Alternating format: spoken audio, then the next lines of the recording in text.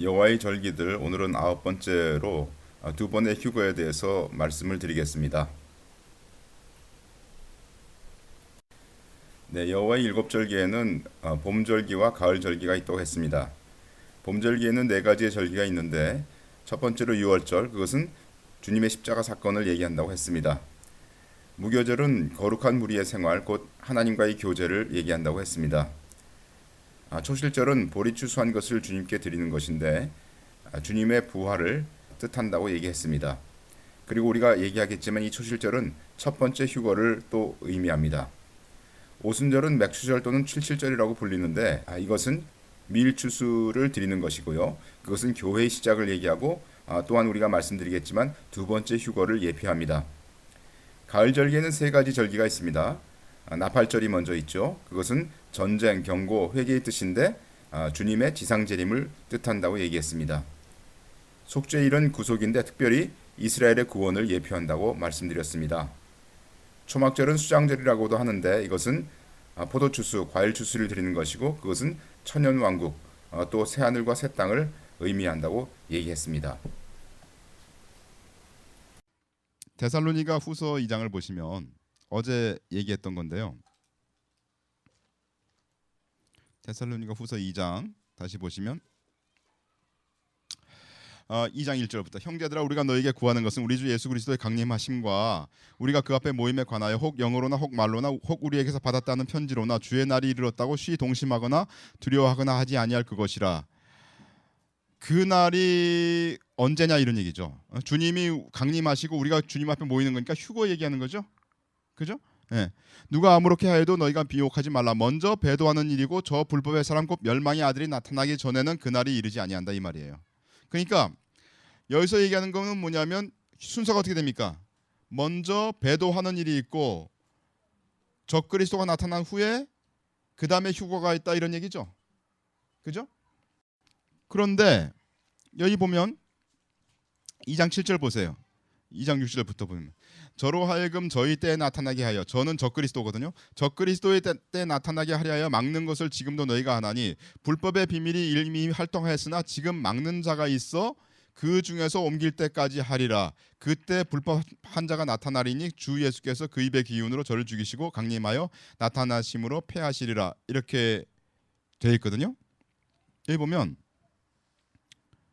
2장 7절에 2장 6절에서 누가 막아요. 2장 7절에 불법의 비밀이 활동하였으나 지금 막는 자가 있어서 옮길 때까지 하고 그 다음에 적그리스도가 나타나요. 이상하잖아요. 여인 순서가 어떻게 돼요? 여인 순서가 배교가 있겠죠. 물론 배교는 먼저 있겠죠. 그 다음에 배도하는 게 있고 그 다음에 옮길 때까지 이게 휴거거든요. 휴거가 있고 그 다음에 불법한 자가 나타나요. 아까랑 순서가 틀리잖아요. 아까 위에서는 3절에서는 순서가 어땠습니까? 배도가 있고 적그리스도가 나타나고 휴거가 있는데 여기 2장 7절에서는 어떻게 됐어요? 배도가 있고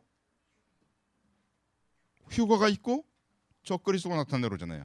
그래서 이게 말이죠. 이게 사람들 사이에, 학자들 사이에 요걸 가지고 서로 공격합니다. 어떻게 공격하냐면 그 그리스도인들이 환란을 통과한다.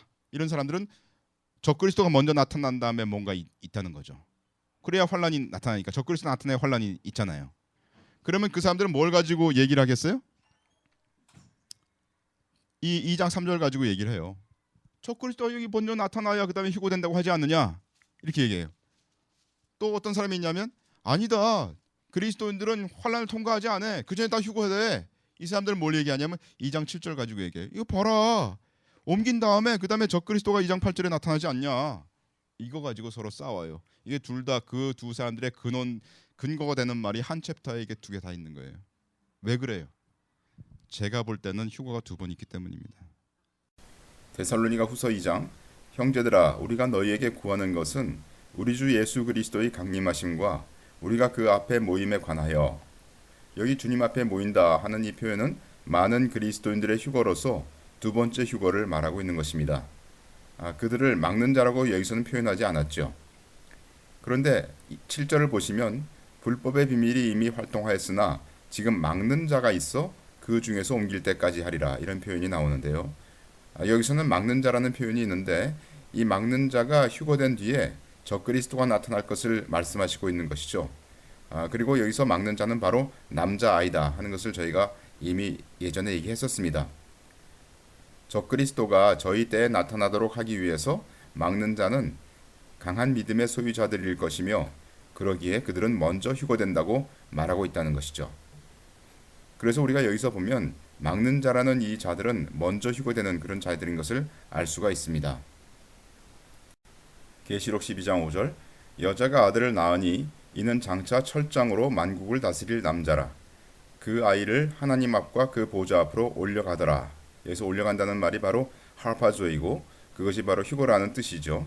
그래서 휴거라는 단어는 이 하파조로부터 나오는 것인데 계시록에서 하파조라는 단어를 쓴 유일한 곳이 바로 계시록 12장 5절 윗부분 그 말씀입니다.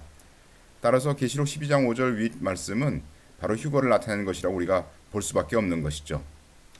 또 계시록 14장 1절을 보시면 또 내가 보니 보라 어린 양이 시온산에 섰고 그와 함께 14만 4천이 섰는데 그 이마에 어린 양의 이름과 그 아버지의 이름을 쓴 것이 있도다. 우리가 성경에 보면 계시록에서 하늘에 올라간 자들이 있는데 그 하늘에 올라간 자들이 어떻게 올라갔는가를 계속 얘기하고 또 그런 설명이 없는 부분을 우리가 그분들이 어떻게 그 하늘에 올라가 있는가 하는 것들을 해석해야 된다고 하는 입장을 가지고 왔었습니다. 그런데 계시록 14장 1절에 있는 이 14만 4천 명은 어떻게 하늘에 올라가는 것을 계시록에서 살펴볼 때 그 앞에 어떤 무리가 하늘로 올라간 것을 보여주는 구절이 바로 계시록 12장 5절이라는 얘기죠. 그래서 첫 번째 휴거된 자 14만 4천 명이 하늘의 시온산에 서 있는 이 장면이고 그들이 하늘에 올라간 때는 바로 계시록 12장 5절에 그 남자아이로 표현된 그 휴거다라는 것을 알 수가 있습니다. 계시록 14장 15절 또 다른 천사가 성전으로부터 나와 구름 위에 앉은 이를 향하여 큰 음성으로 외쳐 가로되 내 낫을 휘둘러 거두라 거둘 때가 이르러 땅의 곡식이 다 익었음이로다 하니 구름 위에 앉으신 이가 낫을 땅에 휘두르매 곡식이 거두어지니라. 이 장면은 곡식을 거두는 추수이죠. 이것은 두 번째 휴거를 나타낸다고 저희가 얘기를 했었습니다. 계시록이 시간 순서대로 쓰여진 것이라면 12장에서 첫 번째 휴거가 있고 13장에서 적그리스도의 등장과 성도의 환란이 또 있게 되고요. 또 14장에서는 두 번째 휴거의 추수가 있는 것을 우리가 볼 수가 있는 것입니다. 자, 이제부터는 성경에 나와 있는 휴거의 예표들에 대해서 말씀드리겠습니다. 창세기 5장 에녹이 하나님과 동행하더니 하나님이 그를 데려가심으로 세상에 있지 아니하였더라. 구약 성경에서 죽지 않고 하늘로 올라간 두 명이 있는데 그들은 에녹과 엘리야입니다. 그렇죠? 열왕기 하에 보시면 가로되 네가 어려운 일을 구하는도다. 그러나 나를 내게서 취하시는 것을 내가 보면 그 일이 내게 이루려니와 그렇지 않으면 이루지 아니하리라 하고 두 사람이 행하며 말하더니 호련히 불수레와 불말들이 두 사람을 격하고 엘리야가 회리바람을 타고 승천하더라. 예 보면 이제 이 두 사람이 엘리야와 엘리사죠. 그런데 엘리야가 회리바람을 타고 승천하더라 이런 표현을 해서 하나님께서 에녹과 엘리야를 하늘로 올리신 것을 알 수가 있습니다. 여기 하나님과 동행한다 하는 말은 할락이라는 이런 말인데요. 또 하나님이 그를 데려가신다 하는 말은 라카라는 이런 말입니다. 그런데 창세기 5장에서 에녹이 하나님과 동행했다, 또 하나님이 그를 데려가셨다 하는 표현이 있고 열왕기 하에서 엘리야에 대해서도 하나님께서 나를 내게서 취하시는 라카라는 표현을 똑같이 썼다는 것을 알 수가 있습니다. 그래서 이 하나님께서 데려가신다, 취하신다 하는 라카 이것이 바로 휴거에 해당되는 것을 우리가 알 수가 있는 것이죠. 계시록에 보면 두 선지자가 나오죠. 계시록 11장 이 두 선지자가 땅에 거하는 자들을 괴롭게 한 고로 땅에 거하는 자들이 저희의 죽음을 즐거워하고 기뻐하여 서로 예물을 보내리라 하더라. 3일 반 후에 하나님께로부터 생기가 저희 속에 들어가매 저희가 발로 일어서니 구경하는 자들이 크게 두려워하더라. 하늘로부터 큰 음성이 있어 이리로 올라오라 함을 저희가 듣고 구름을 타고 하늘로 올라가니 저희 원수들도 구경하더라. 아마도 이 두 분은 에녹과 엘리야라고 추정된다고 저희가 이미 말씀을 드렸었고요. 이분들은 죽지 않고 하늘에 올리운 분들이었는데 마지막 때에 다시 오셔서 죽으시고 부활하시고 승천하신다 하는 것을 알 수가 있습니다. 이 두 선지자는 3일 반 동안 죽었다가 부활하죠. 주님께서는 3일 만에 부활하시지 않으셨습니까? 요한복음 11장 17절 예수께서 와서 보시니 나사로가 무덤에 있은지 이미 나으리라. 여기 보시면 나사로는 4일 만에 죽은 자들 가운데서 살리심을 받았습니다. 그래서 주님께서는 3일 만에 부활하셨고 나사로는 4일 만에 죽은 자들 가운데 살리심을 받았는데 이 두 선지자는 3일 반 동안 있었기 때문에 아마도 이 3일 반이라고 하는 것은 주님의 부활보다는 빠르지는 않지만 나사로처럼 썩어질 육체로 다시 살아나는 것은 아니다 하는 것을 표현한 것이 아닐까 저는 그렇게 생각합니다. 다시 말해서 이 두 선지자는 썩지 아니하는 신령한 몸으로 다시 살아나는 것을 말하는 것이죠. 다시 말해서 두 증인의 부활은 주님의 부활을 본받아 신령한 몸으로 부활하는 때가 되었다는 것을 알리는 신호탄이다 하는 것을 알 수가 있습니다. 고린도전서 15장 만일 죽은 자의 부활이 없으면 그리스도도 다시 살지 못하셨으리라. 그리스도를 다시 살리심으로써 하나님께서는 죽은 자의 부활이 확실히 있다는 것을 보여주신 것이죠. 이제 휴거가 가까이 온 시점에서 하나님께서는 두 증인의 부활을 보이심으로써 그리스도인들에게 휴거가 이루어질 시기가 되었다는 것을 보이시고 불신자들에게도 또한 부활이 있음을 알리시고 있으신 것입니다.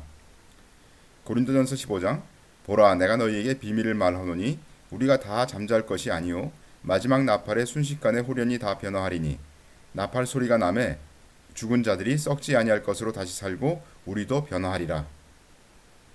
그래서 휴거할 때는 우리는 신령한 몸으로 변화되어 휴거될 것을 성경은 분명히 말씀하시고 있는 것입니다. 그래서 우리가 생각할 때 두 선지자인 에녹과 엘리야는 두 번의 휴거를 예표하는 자들이다라고 볼 수가 있다는 것입니다.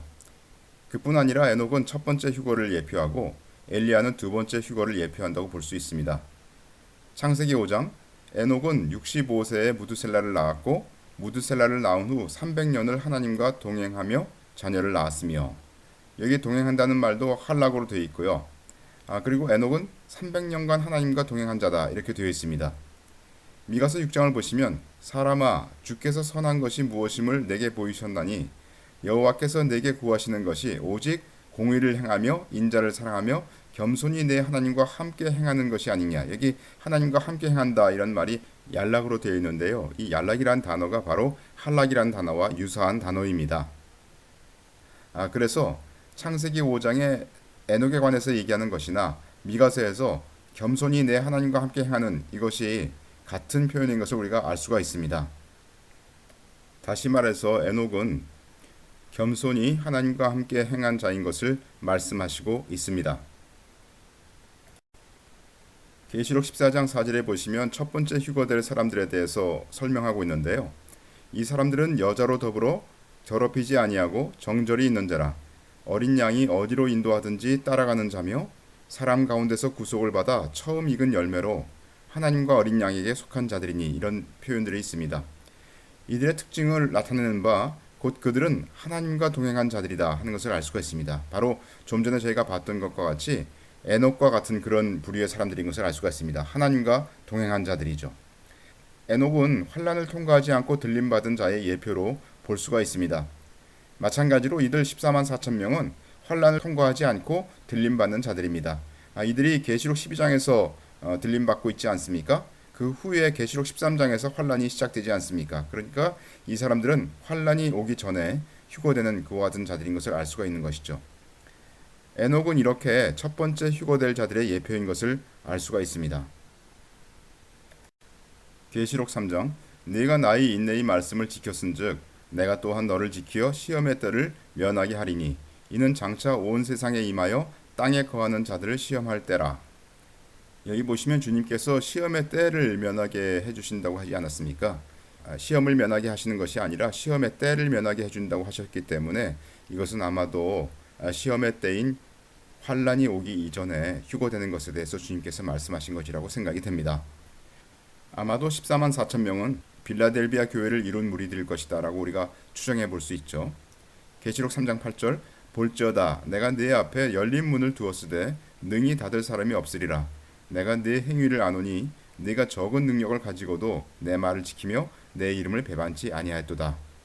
빌라델비아 교회의 특징은 주님의 말씀을 지키고 그 이름을 배반하지 않았다 하는 것인데 이와 같은 자들이 바로 아까 보셨던 14만 4천 명의 특징을 이루고 있지 않습니까? 그래서 빌라델비아 교회를 이룰 때 그 빌라델비아 교회를 이룬 무리들은 첫 번째로 휴거될 것이다 라고 우리가 볼 수가 있습니다. 오늘날의 상황으로 말한다면 빌라델비아 교회라고 하는 것은 WCC, 그 세계교회협의회죠. WCC에 가입하지 않았을 것이며 율법주의를 따르지 않고 신사도적 경향에 물들지 않고 세상의 풍조인 심리학이나 그 외의 경향에 의해서 흔들리지 않으며 오직 주님을 사랑하고 형제를 사랑하는 교회일 것이다 라고 우리가 얘기할 수 있겠습니다. 자, 이제는 엘리야에 대해서 잠깐 보겠습니다. 열왕기상 18장 엘리야가 백성에게 이르되 여호와의 선지자는 나만 홀로 남았으나 바알의 선지자는 450인이로다. 엘리야는 갈멜산에서 바알의 선지자 450인과 아세라의 선지자 400인과 대결했죠.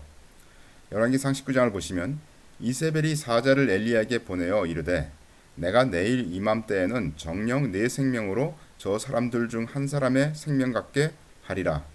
아니하면 신들이 내게 벌 위에 벌을 내림이 마땅하니라 한지라. 저가 이 형편을 보고 일어나 그 생명을 위하여 도망하여 유다에 속한 브엘세바에 이르러 자기의 사환을 그곳에 머물게 하고, 여기 보시면 이제 엘리야가 이세벨의 위협을 보고 도망하는 이런 장면을 볼 수가 있습니다. 열왕기 19장 저가 대답하되 내가 만군의 하나님 여호와를 위하여 열심히 특심하오니 이는 이스라엘 자손이 주의 언약을 버리고 주의 단을 헐며 칼로 주의 선지자들을 죽였음이오며 오직 나만 남았거늘 저희가 내 생명을 찾아 취하려 하나이다.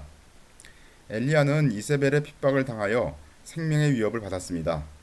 다시 말해서 엘리야는 환란을 통과하다가 휴거되는 그리스도인들을 예표한다라고 말할 수 있다는 것이죠. 에녹은 환란을 통과하지 않고 휴거된 자를 예표하고요. 엘리야는 환란을 통과하다가 휴거되는 그와 같은 그리스도인들을 예표한다라고 우리가 볼 수 있습니다. 계시록 13장 여기서 저라고 하는 자는 거짓 선지자입니다. 저가 권세를 받아 그 짐승의 우상에게 생기를 주어 그 짐승의 우상으로 말하게 하고 또 짐승의 우상에게 경배하지 아니하는 자는 몇이든지 다 죽이게 하더라. 저 그리스도와 거짓 선지자는 짐승의 우상에게 경배하지 않는 자들을 죽이는 그런 핍박을 하게 될 것입니다. 진실로 거듭난 그리스도인들은 죽음을 마주 대하는 핍박을 당하게 될 것이죠. 엘리야가 생명의 위협을 당한 것처럼 두 번째 휴거되는 그리스도인들은 생명의 위협에 처하는 환란 속에서 휴거될 것입니다. 지금까지 우리는 휴거의 예표로서 에녹과 엘리야에 대해서 얘기를 했는데요. 에녹은 첫 번째로 휴거되는 자를 예표하고 엘리야는 두 번째로 휴거되는 자를 예표한다고 했습니다. 이제는 우리는 노아와 롯에 대해서 살펴보기로 하겠습니다. 누가복음 17장 노아의 때에 된 것과 같이 인자의 때에도 그러하리라.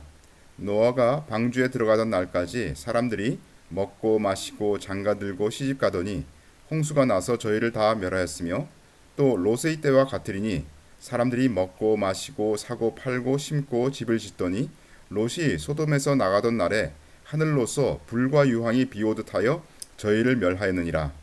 인자의 나타나는 날에도 이러하리라. 인자의 때에 대해서 주님께서 노아와 롯의 때와 같다고 말씀하셨습니다. 노아에 대해서 보겠습니다. 창세기 6장 노아의 사적은 이러하니라. 노아는 의인이요 당세의 완전한 자라. 그가 하나님과 동행하였으며, 아까 나왔던 단어죠. 할락이라는 단어가 여기서 쓰였습니다. 에녹과 같이 노아도 하나님과 동행하였습니다. 히브리서 11장 보시면 믿음으로 노아는 아직 보지 못하는 일에 경고하심을 받아 경외함으로 방주를 예비하여 그 집을 구원하였으니 이로 말미암아 세상을 정죄하고 믿음을 좇는 의의 후사가 되었느니라. 여기서 보면 노아는 경외함으로 주님의 오심을 예비하였다 하는 것을 알 수가 있습니다. 베드로전서 3장 그들은 전에 노아의 날 방주 예비할 동안 하나님이 오래 참고 기다리실 때에 순종치 아니하던 자들이라. 방주에서 물로 말미암아 구원을 얻은 자가 몇 명뿐이니 겨우 8명이라. 노아의 때에 오직 8명만 구원받았다는 사실은 노아가 얼마나 14만 4천인과 같이 주님과 동행했는가를 말하고 있습니다. 자, 이제는 롯에 대해서 알아보겠습니다. 창세기 19장 롯을 부르고 그에게 이르되 이 저녁에 내게 온 사람이 어디 있느냐 이끌어내라. 우리가 그들을 상관하리라. 여기서 상관하리라는 이 말은 히브리어 야다라는 말인데요. 이것은 본래 경험을 하여 상대방을 아는 것을 가리키고 있지만 여기 이 장면에서는 성교, 즉 동성애를 가리키는 완곡어로 사용되었다고 합니다. 남색을 가리키는 영어 소돔이라고 하는 이 단어가 소돔 주민들이 이러한 성적 문란에서 파생된 치욕스러운 단어입니다. 성경은 하나님의 창조 질서와 인간의 본성에 어긋나는 동성애를 엄격히 금지하고 있으며 모세 율법을 통해 이 죄를 엄격히 단죄하고 있다고 주석에서 말하고 있습니다. 창세기 19장 내게 남자를 가까이 아니한 두 딸이 있노라. 청컨대 내가 그들을 너희에게로 이끌어내리니 너희 눈에 좋은 대로 그들에게 행하고 이 사람들은 내 집에 들어왔은즉 이 사람들에게는 아무 짓도 하지 말라. 악한 시대의 상황이죠. 베드로서 2장 무법한 자의 음란한 행실을 인하여 고통하는 의로운 롯을 건지셨으니 롯은 의로운 자로서 주위 환경으로 인해 심령이 고통스러운 가운데 있었지만은 자신의 주변인들에게 주님을 전하고 변화시키는 것에는 한계가 있었던 그러한 자입니다. 창세기 13장 이에 롯이 눈을 들어 요단들을 바라본즉 소알까지 온 땅에 물이 넉넉하니 여호와께서 소돔과 고모라를 멸하시기 전이었는고로 여호와의 동산 같고 애굽 땅과 같았더라. 그러므로 롯이 요단 온들을 택하고 동으로 옮기니 그들이 서로 떠난지라. 여기 이 장면이 이제 아브라함하고 롯이 헤어지는 그런 장면이죠. 단순히 롯이 좌우를 둘러보았다는 뜻이 아니라 이것저것 세속적인 여러 조건을 따졌다는 의미입니다. 즉 롯은 탐욕의 첫눈과 마음으로 자기에게 주어진 기회를 최대한으로 이용하기에 급급했다고 주석에서 말하고 있습니다. 롯은 세상의 것들에 대해서 마음이 있었던 인물로 언급되고 있는 것이죠. 창세기 19장 그들이 가로되 너는 물러나라. 또 가로되 이놈이 들어와서 우거하면서 우리의 법관이 되려 하는도다. 이제 우리가 그들보다 너를 더 헤아리라 하고 롯을 밀치며 가까이 나와서 그 문을 깨치려 하는지라. 롯의 이 두 딸은 이미 소돔인과 정혼한 상태에 있는 딸들이었습니다. 따라서 이 둘을 폭도들에게 서격거리로 내주려 한 롯의 행위는 딸들뿐 아니라 정혼한 사위들의 명예까지도 훼손시키는 결례였지요. 베드로후서 2장 이 의인이 저희 중에서 거하여 날마다 저 불법한 행실을 보고 들으므로 그 의로운 심령을 상하니라. 이 여기서 얘기하는 그 이 의인은 바로 롯을 얘기하고 있는데요. 롯은 불법한 환경에서 어려움을 통과하며 건짐을 받았던 그와 같은 자로 표현되고 있습니다. 따라서 우리는 여기서 노아는 첫 번째 휴거되는 사람들을 예표하고 롯은 두 번째 휴거되는 사람들을 예표한다고 볼 수가 있습니다.